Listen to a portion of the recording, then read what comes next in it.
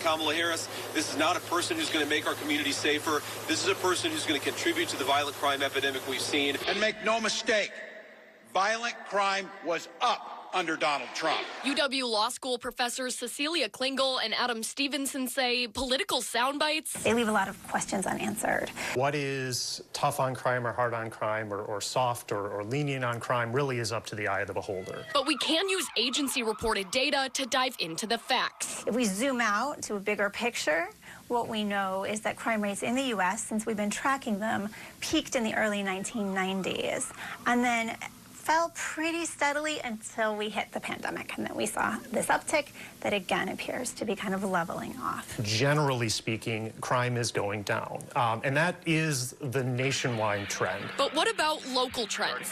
This is a representation of all crime reported in Dane County over the past decade, according to the FBI's crime database. Criminal activity hit a peak around 2020, which again can be largely attributed to the pandemic. Since then, numbers have been steadily decreasing.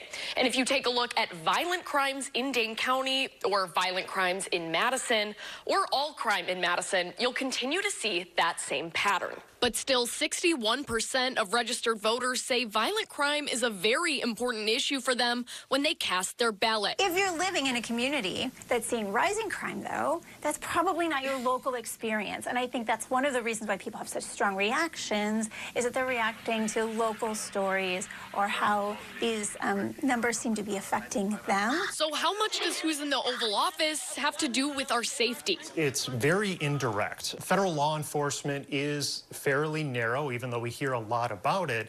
There's little directly that the president can do. I'm Maddie Heimsch, Fox 47, News at 9.